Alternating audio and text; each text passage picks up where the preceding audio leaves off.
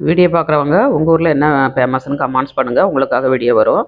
இப்போ ஒரு டம்ளர் பாசி பயிறு எடுத்துருக்கேன், கழுவி எடுத்துக்கலாம். கத்திரிக்காய், தக்காளி, வெங்காயம், பூண்டு, பெருங்காயக்கட்டி, மஞ்சள் தூள், பீன்ஸு, கேரட்டு, கருவேப்பிலை எல்லாம் போட்டு மஞ்சள் தூள் போட்டு நம்ம 5 விசில் விட்டு அவிச்சு எடுத்துக்கணுங்க.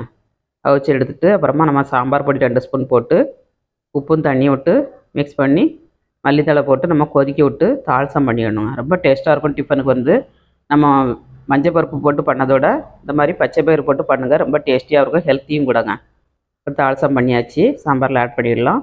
உங்களுக்கு ஏதாவது ரெசிபி தேவைன்னா கமெண்ட்ஸ் பண்ணுங்கள், உங்கள் ஊரில் என்ன ஃபேமஸ்னு அப்லோட் பண்ணுறேன். உங்களுக்காக அந்த வீடியோ பிடிச்சிருந்தா லைக் பண்ணுங்கள், ஷேர் பண்ணுங்கள், கமெண்ட் பண்ணுங்கள். இப்போ இட்லியோட சேவ் பண்ணி சாப்பிட்டுக்கலாம்.